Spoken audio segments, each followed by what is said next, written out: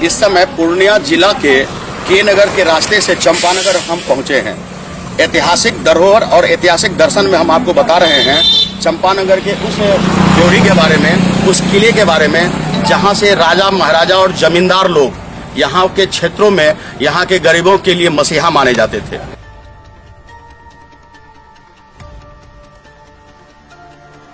उस समय यही लोग राजा थे और यही अपने गरीबों के दुख और तकलीफों को सुनते थे। ऐसा ही एक प्राचीन किला लगभग 300 साल से पुराना यह माना जा रहा है और यहाँ प्रवास करते थे। कहा जा रहा है कि भागलपुर में इनका मुख्य एडमिनिस्ट्रेटिव ऑफिस था, यानी एडमिन ऑफिस भागलपुर हुआ करता था, सुल्तानगंज हुआ करता था। और ऐसे ही कई किले इनके भाइयों के थे, जैसे गढ़बनेली में भी एक किला है, सुल्तानगंज में एक किला है। बेहद भागलपुर का मशहूर PNB कॉलेज भी इन्हीं के परिवार के जमीन पर बना हुआ है। बता दें कि इस तरह के किले और उनके रहस्य के बारे में हम परत दर परत बताएंगे। ठीक हमारे पीछे वो किला है जहाँ के बारे में हम आपको बता रहे हैं, चंपानगर का किला, जहाँ राजा और जमींदार 6-6 महीने तक जंगलों में जाते थे और शिकार करते थे। शिकार के दौरान ऐसे ही ड्योढ़ी में आकर वे रहते थे और ऐसे ही ड्योढ़ी में रहकर वो तमाम लोगों की दुख और तकलीफों का भी निराकरण करते थे, लोगों की समस्या सुनते थे। राज दरबार लगता था, आम लोगों की परेशानी, आम लोगों की समस्या सुनकर उनका निराकरण भी करता था। मनोरंजन के नाम पर चारों तरफ जंगल हुआ करता था। उस समय शेर, चीते और हिरन भी हुआ करते थे और ऐसे में उन्हीं शेर, चीतों को शिकार भी हुआ करता था जो इसके अंदर शोभायमान है। आप पीछे अभी भी देख सकते हैं आम के पेड़ और इसी तरह के छोटे बड़े जंगल भी हैं। तो ऐसे जंगलों में उस समय चारों तरफ जंगल हुआ करता था, उसके बीच था यह सीनातान है प्राचीन किला। हम इसके बारे में और भी जानकारी आपको उपलब्ध कराएंगे।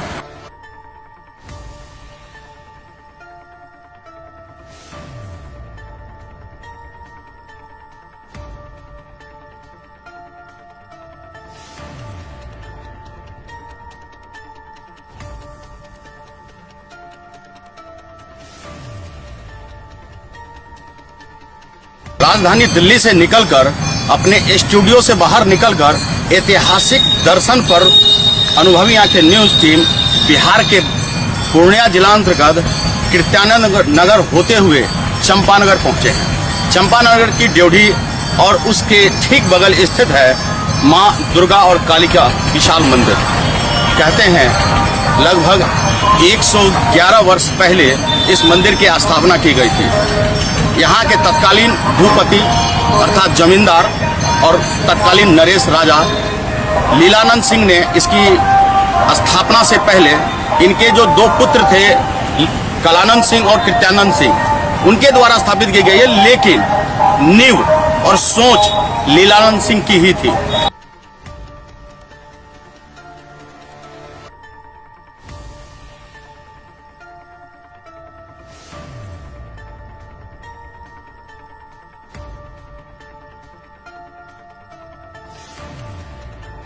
लीलानंद सिंह के बारे में बताया जा रहा है कि वे बेहद प्रतापी जमींदार थे और स्थानीय लोगों के लिए नरेश यानी राजा भी थे। लीलानंद सिंह ने तमाम धार्मिक अनुष्ठान के साथ आम लोगों के दिलों पर भी राज किया और इसके साथ ही उन्होंने अपना देह त्याग किया। कहते हैं गंगा के किनारे उनका देहावसान हुआ था। उनके 2 पुत्र कलानंद सिंह और कृत्यानंद सिंह, जिन्होंने फिर भागलपुर, सुल्तानगंज, गढ़बनेली और कृत्यानंद नगर में अपना परचम लहराया। इन दोनों के माध्यम से ही सन 1908 में इस मंदिर की स्थापना की गई। मंदिर की स्थापना के साथ ही यहाँ आम जनों की मुरादें पूरी होने लगी, क्योंकि कहते हैं कि धर्म और आस्था के साथ अगर सही मन से कुछ किया जाए तो ईश्वर और प्रकृति भी उसे पूरा करने में तल्लीन हो जाते हैं। आज हमारे सामने उन्हीं के प्रपौत्र मिहिर सिंह और सदानंद सिंह के प्रपौत्र और उनके परिवार के अन्य बेटों के यहाँ जो रहनुमा हैं, क्या नाम है आपका? परमानंद यादव जी हैं, जो उनका पेट्रोल पंप भी संभालते हैं मिहिर सिंह जी के और उनके प्रतिनिधित्व करते हैं।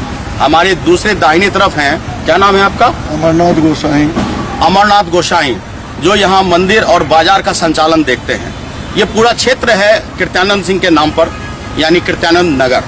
और यहाँ आज भी उनकी दबदबा है, आज भी उनके प्रति लोगों के मन में आदर है। हम जानने की कोशिश करते हैं कि आखिर कृत्यानंद सिंह यानी लीलानंद सिंह के पुत्र कृत्यानंद सिंह और उनके प्रपौत्र, इनके बीच की यह दूरी, आधुनिकता का यह माहौल कहाँ तक धर्म में और आम लोगों के प्रति आस्था में क्या फर्क आया, क्या रहस्य है और क्या जानकारी है।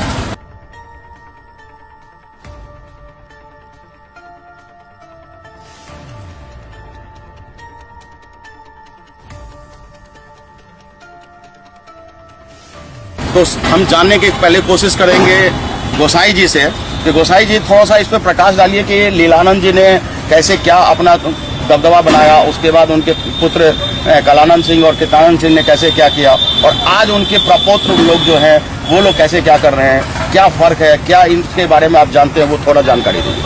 हम तो मान लीजिए लीलानंद सिंह जो है जी, उनको देखे भी नहीं, बिल्कुल देखे भी नहीं। उसके नीचे कृत्यानंद सिंह, उनको भी नहीं देखे। उनके बाद आइए श्यामानंद सिंह, 6 भाई, इन छवों से हमको मुलाकात, हम 6 भाई से आपको मुलाकात है।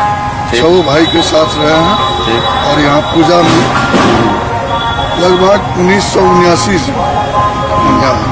1979 से और उस समय से पूजा का कार्यभार, मार्केट का कार्यभार पूरा संभालते हैं और अभी तक संभालते भगवती कृपा से आ रहे हैं। ये लोग जो थे तो ये लोग यहाँ पे क्या मतलब खेती बाड़ी तो करते नहीं थे जी नहीं, ठीक है, लेकिन इन लोगों का एक प्राचीन शौक था शिकार।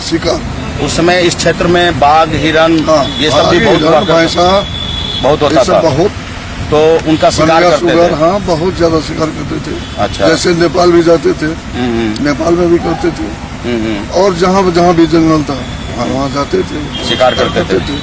अच्छा, शिकार इनका प्रमुख शौक था।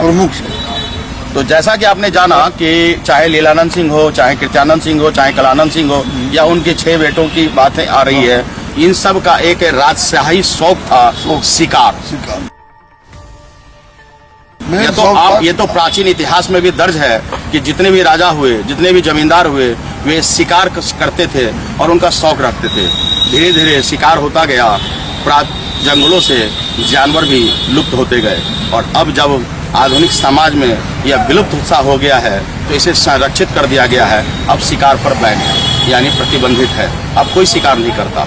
लेकिन पुराने शौक और पुराने आधार पर उनके कुछ प्रमाण आज भी इनके ड्योढ़ी पे, इनके किलों में दिखाता है कि कैसे इनकी राजशाही थी और कैसे इनके शौक थे। बहरहाल इन्होंने बताया कि यहाँ पर उनके प्रपौत्र यानी 6 बेटों की खानदान है, परिवार है, और उनकी ही देखरेख में बाजार का भी संचालन है, मंदिर का भी संचालन है। और आज भी गरीबों के बारे में बताइए कि आज भी गरीबों के प्रति उन लोगों की कैसी भावना है, क्या सहयोग वो लोग कर पाते हैं। जैसे पूर्वज में थे जी, इनके जैसे पूर्वज बीते हुए हैं, उधर वैसे ही अभी भी ये जो हैं 12 भाई, जिनमें कि एक स्वर्गीय हो गए हैं, 11 भाई हैं, और 11 भाई सबसे मिले जुले हैं और सबसे अपनापन बना के रखते हैं और जीते हैं, चलते हैं, समाज चलाते हैं।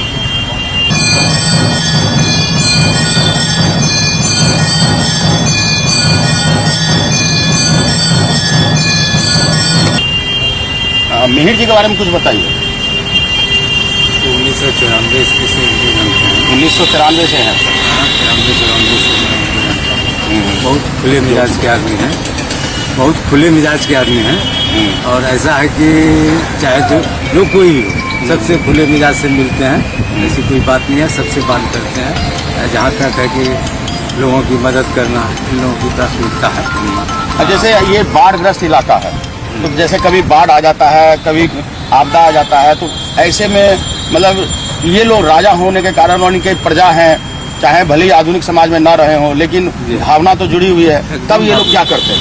तब तो ये लोग क्या करते हैं, जहाँ पानी लगा हुआ है पानी कटवाते हैं, जहाँ जरूरत पड़ता है कुछ अनाज पानी का वहाँ भी व्यवस्था करते हैं, एकदम करते हैं।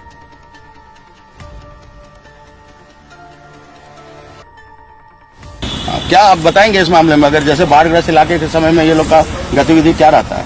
इन लोगों का यह है जो कि हम लोग जाके देखें जो कैसा है। आप लोगों को निर्देश दिया जाता है कि जी जाके हाँ, देखिए। हम लोग भी जाते हैं और अपने भी जाते हैं, अच्छा अपने भी उस जगह को पहुंच जाते हैं। इसमें किसी खिलाफ आना नहीं। अच्छा। और मदद जैसे करते हैं। कि आज से 2 साल पहले 3 साल पहले मधेपुरा में हुआ था, वहाँ पर यहाँ से अनाज ले गए थे, कंबल ले गए थे, बहुत कुछ का इंतजाम करके यहाँ से दिया गया था। जैसा कि राजशाही है तो राजशाही के साथ ही आज भी अगर विपदा आती है, आज भी परेशानी आती है, तो ये लोग तमाम सुविधाएं मुहैया कराते हैं।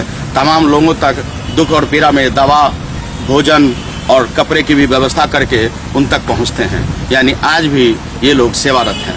कहना गलत नहीं होगा कि राजशाही भले चली गई हो, लेकिन राजभावना कहाँ से आप निकालेंगे? यह तो प्रकृति प्रदत्त है, वो हमेशा रहेगा। ऐसे ही कहीं अनकही अनसुलझी और ऐसे ही कई रहस्यों के साथ हम आपके बीच आते रहेंगे और उस रहस्यों से पर्दा उठाते रहेंगे। कहीं मत जाइएगा, देखते रहिए अनुभवी आंखें न्यूज। नेशनल खबरों से, अपने आसपास की खबरों से खुद को रखना है अपडेट, तो देखते रहें अनुभवी आंखें।